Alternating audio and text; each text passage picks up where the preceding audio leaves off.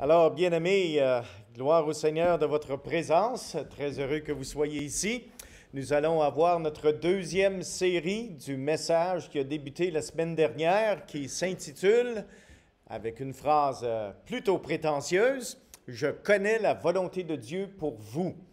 Et la semaine dernière, nous nous sommes attardés sur le texte de 1 Thessaloniciens, chapitre 4, versets 1 à 8. Nous avons étudié ensemble la première partie. Aujourd'hui, le Seigneur voulant, nous allons étudier la deuxième partie. Le texte de 1 Thessaloniciens, chapitre 4, verset 1, se lit comme suit. « Au reste, frères, puisque vous avez appris de nous comment vous devez vous conduire et plaire à Dieu. » Alors, on parle de la volonté de Dieu. Alors, on parle de plaire à Dieu, n'est-ce pas? Et que cela, c'est ce que vous faites. Nous vous prions et nous vous conjurons au nom du Seigneur Jésus de marcher à cet égard de progrès en progrès. Et nous nous sommes attardés un peu la semaine dernière sur la marche de la vie chrétienne et de la signification de l'expression de progrès en progrès. Vous savez en effet quels préceptes nous vous avons donnés de la part du Seigneur Jésus. Ce matin, nous allons nous concentrer sur la deuxième partie de ce texte à partir du verset 3. Soulignez bien ceci. Ce que Dieu veut. C'est facile, la volonté de Dieu, n'est-ce pas? Voici ce que Dieu veut. Ce que Dieu veut de chacun de nous, c'est votre sanctification, c'est que vous vous absteniez de l'impudicité, c'est que chacun de vous sache posséder son corps dans la sainteté et l'honnêteté, sans vous livrer à une convoitise passionnée comme font les païens qui ne connaissent pas Dieu. C'est que personne n'use envers son frère de fraude et de cupidité dans les affaires, parce que le Seigneur tire vengeance de toutes ces choses, comme nous vous l'avons déjà dit et attesté. Car Dieu ne nous a pas appelés à l'impureté, mais à la sanctification. Celui donc qui rejette ses préceptes ne rejette pas un homme, mais Dieu, qui vous a aussi donné son Saint-Esprit. Alors, lorsqu'on parle de la volonté de Dieu, j'aime ça quand c'est clair. En fait, ce que nous venons de lire ce matin, c'est noir sur blanc. Très clair ce que Dieu veut de chacun de nous.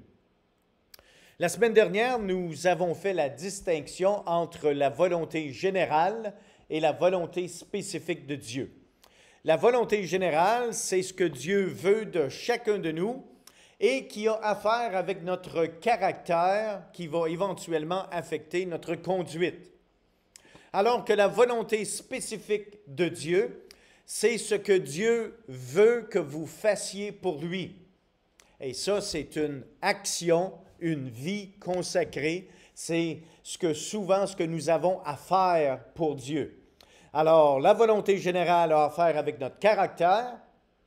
La volonté spécifique a à faire avec ce que nous faisons pour Dieu.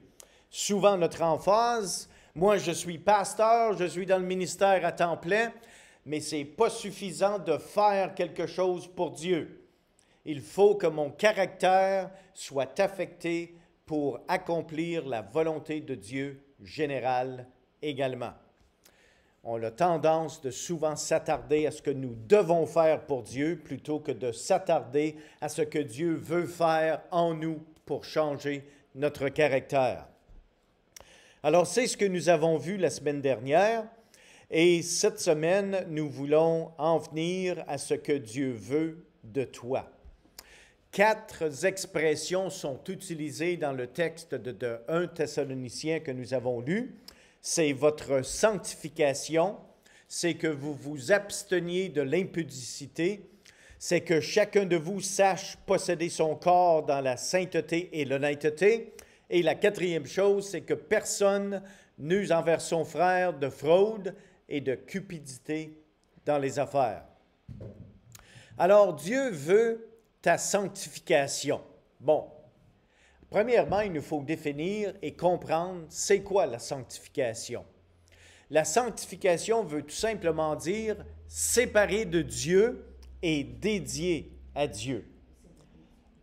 excusez, séparé du péché, merci, et dédié à Dieu.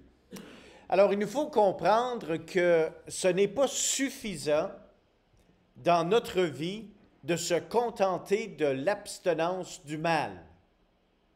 C'est bien de s'abstenir du mal, mais en tant que chrétiens, nous devons aussi passer aux actions et accomplir quelque chose pour Dieu dans ce que nous faisons par notre conduite. Alors, la sanctification, c'est d'être séparé du péché et d'être dédié à Dieu.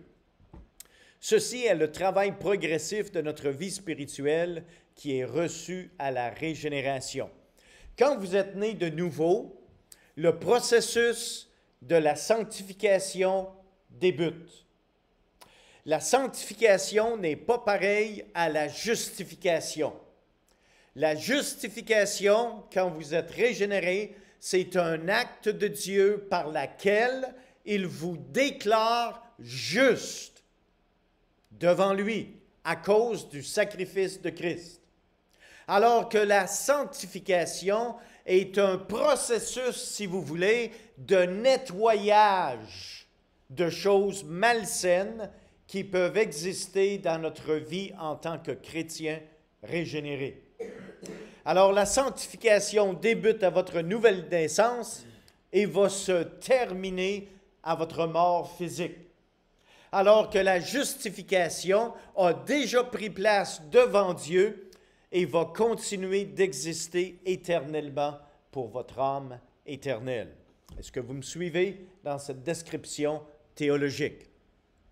1 Pierre chapitre 3 verset 15 nous dit ceci: « Mais sanctifiez dans vos cœurs Christ le Seigneur. » Alors que 2 Corinthiens chapitre 7 verset 1 dit: « Ayant donc de telles promesses, bien-aimés, purifions-nous de toute souillure, de la chair et de l'esprit, en achevant notre sanctification dans la crainte de Dieu. » Soulignez ici que c'est notre responsabilité. Ce n'est pas Dieu qui vous purifie, c'est vous qui vous purifiez.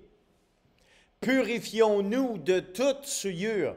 C'est-à-dire, quand tu fais un examen de ta vie, tu dis, ça là, comparé à ce que la parole de Dieu enseigne, ça, c'est pas correct. Il faut que ça change. Alors là, tu te dis maintenant, comment je vais changer cette affaire dans ma vie qui n'est pas correcte? Parce que ça fait assez longtemps que l'Esprit de Dieu qui habite en moi m'achale. Et maintenant, tu te dis, Seigneur, j'ai besoin que cette partie-là de ma vie change. Ça, c'est le processus de nettoyage, ou si vous préférez un meilleur mot théologique, c'est le processus de la sanctification. C'est pour ça que nous avons dit à plusieurs reprises que le chrétien que vous êtes aujourd'hui devrait être meilleur que le chrétien que vous étiez hier. Et le chrétien que vous serez demain devrait être meilleur que le chrétien que vous êtes aujourd'hui. Vous suivez le processus de la sanctification. Quelles sont donc les implications ici? Même si un chrétien est saint devant Dieu, par la régénération, ceci ne veut pas dire que la vieille nature a été divinement déracinée. Le croyant aura toujours deux natures jusqu'au jour de sa mort. C'est à cause de ces deux natures que le croyant a maintenant plusieurs conflits de désirs et un combat spirituel continuel. Réalisez une chose en tant que chrétien. Nous ne serons jamais parfaits. Mais nous devons toujours viser à devenir de plus en plus comme Jésus-Christ. Ça fait partie du processus de sanctification. C'est pour ça que l'apôtre dit dans Romains 6,12 que le péché ne règne donc point dans votre corps mortel et n'obéisse pas à ses convoitises. Qu'est-ce que ça veut dire, le mot régner? Le mot régner implique un roi en autorité. Quelqu'un qui règne, c'est quelqu'un qui a l'autorité sur des sujets. Mais le péché peut avoir une autorité sur nous. Et c'est ce que la parole de Dieu nous demande de ne pas faire. Que le péché ne règne donc point dans votre corps mortel et n'obéissez pas à ses convoitises.